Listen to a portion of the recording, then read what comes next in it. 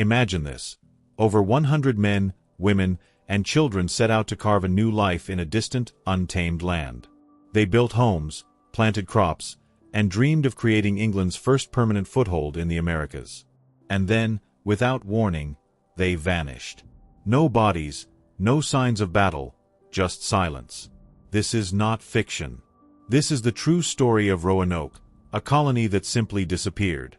And to this day, no one knows exactly what happened to them. Before we continue, if you find these hidden corners of history as fascinating as I do, don't forget to like this video and subscribe. It helps us bring you more stories that textbooks often leave out. The mystery of Roanoke begins in the late 16th century, during a time when England was eager to compete with Spain in overseas exploration. Sir Walter Raleigh, a favorite of Queen Elizabeth I, was granted a charter to establish a settlement in the New World. His mission was not just about exploration. It was about wealth, power, and a chance for England to challenge Spain's dominance across the Atlantic. In 1585, the first group of settlers landed on Roanoke Island, off the coast of present-day North Carolina. This first attempt was small, mostly soldiers and explorers. They built a fort, but life was difficult. Supplies were limited, relations with local tribes were strained, and survival was uncertain. Many of those men eventually returned to England, leaving only a handful behind. But Raleigh and the Crown had bigger plans. A second, more ambitious expedition was launched in 1587. This time, it wasn't just soldiers, it was families. Over 100 settlers made the journey, including women and children. Their leader was John White, an artist and experienced navigator. The hope was clear, not just exploration, but settlement. A community that could grow, thrive, and represent England in the New World. The settlers worked to establish themselves. They built houses, cleared land, and even witnessed a historic moment, the birth of Virginia Dare, the first English child born in the Americas. It seemed like the colony was on its way to success, despite the challenges of isolation, limited resources, and delicate relationships with surrounding tribes. And yet, within just a few years, Roanoke would vanish without a trace. No graves. No ruins of destruction. Only a single cryptic word carved into wood, and a silence that has lasted more than 4 centuries. The story of Roanoke is not just about disappearance. It's about ambition, survival, and one of the oldest unsolved mysteries in American history. But how did this colony, full of hope and promise, meet its end? In the next section, we'll follow the journey of John White, the man who left the colony behind, and returned years later to find it gone. By the summer of 1587, the settlers at Roanoke were trying to create a permanent community under the leadership of John White. White was more than just a leader. He was also an artist and mapmaker, a man chosen for his ability to record what he saw and guide the colonists through unfamiliar lands. His vision was to establish not only a settlement but also a foundation for future English expansion. Among the colonists were artisans, farmers, and families who carried the hope of a new beginning. One of the most remarkable events occurred on August 18, 1587, when White's daughter gave birth to Virginia Dare, the first English child born in the New World.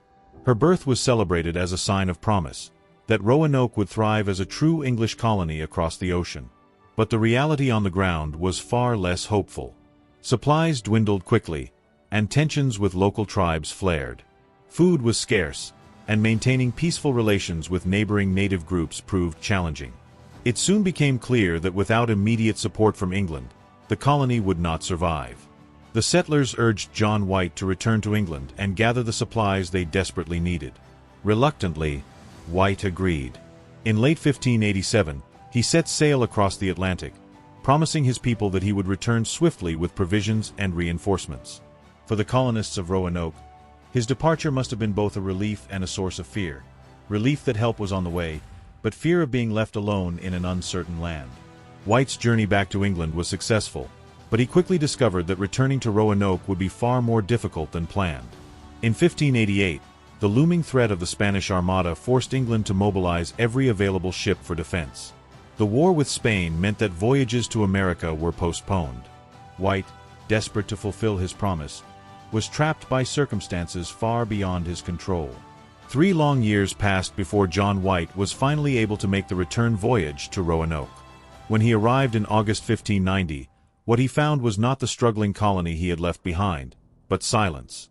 The settlement was deserted. Houses had been carefully dismantled, not destroyed.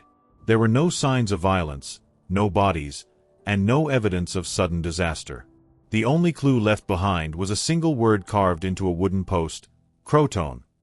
Another carving, CRO, was found on a tree.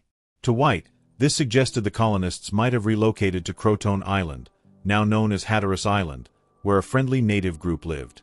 But fate intervened once again. Before White could search the island, rough seas and dwindling supplies forced him to abandon the effort. He returned to England heartbroken, never to see his family or the colonists again. The disappearance of Roanoke was now a mystery, a puzzle that has never been fully solved. When John White stepped onto Roanoke Island in 1590, he was not greeted by the voices of colonists or the sight of his family. Instead, he found an eerie silence. The houses had been taken down in an orderly fashion, as though the colonists had left deliberately. There were no signs of a struggle, no weapons scattered about, no destroyed crops. For White, this was both a relief and a torment. His people had not been slaughtered, but where had they gone? The most striking evidence was a carving. On a wooden post at the abandoned settlement, White found the word Croatoan. Another carving, the partial word CRO, was discovered on a nearby tree. These words were not random. Before White had left for England, he and the colonists had agreed on a code. If they were forced to leave the settlement, they would carve the name of their destination into a tree or post. If they were under duress, they would add a cross as a signal of danger. There was no cross. No sign of distress. This suggested that the colonists had moved willingly, perhaps to Croatoan Island, today's Hatteras Island, home to the Croatoan people, a group that had shown friendliness to the English in earlier encounters. Yet, as much as this clue seemed to offer an answer, it raised more questions than it resolved. If the colonists had indeed gone to Croatoan Island, why had they not left additional instructions or sought to make contact? Why had White not found any further traces of them when he attempted to search? Unfortunately, storms and dwindling supplies prevented White from exploring Croatoan Island further. His ship was battered by rough seas, and the captain insisted they return to England. With no way to continue the search, White was forced to abandon the investigation. He never saw the colonists, or his granddaughter, Virginia Dare, again. The carvings of Croatoan and CRO remain the only direct pieces of evidence left behind by the Lost Colony. For historians, these words became both a tantalizing clue and a source of endless speculation. Were they absorbed into the Croatoan community, blending into native life? Did they attempt to relocate further inland and vanish? Or was Croatoan merely a false trail, carved under circumstances we may never fully understand? What makes the mystery so compelling is the absence of definitive answers. The colonists of Roanoke seemed to vanish without leaving behind destruction, remains, or closure, only a single word carved in wood, like a ghostly echo across history. In the next section, we'll explore the theories, supported by historical evidence and modern research, that try to explain what really happened to the Lost Colony of Roanoke. The disappearance of the Roanoke colonists has fascinated historians for more than 4 centuries. While no single explanation has ever been proven, several theories have emerged, each grounded in fragments of evidence, records, and later discoveries. One of the most widely accepted theories is that the colonists integrated with the Croatoan people on nearby Hatteras Island. The carving, Croatoan, strongly points in this direction. English accounts also mention that some native groups later reported seeing Europeans living among them. Archaeological findings on Hatteras, such as European tools, gun parts, and pottery fragments dating from the late 1500s, add weight to this possibility. If true, the colonists may have survived by blending into native communities, leaving their English identity behind. Another possibility is that the settlers attempted to move inland, perhaps toward the Chesapeake Bay.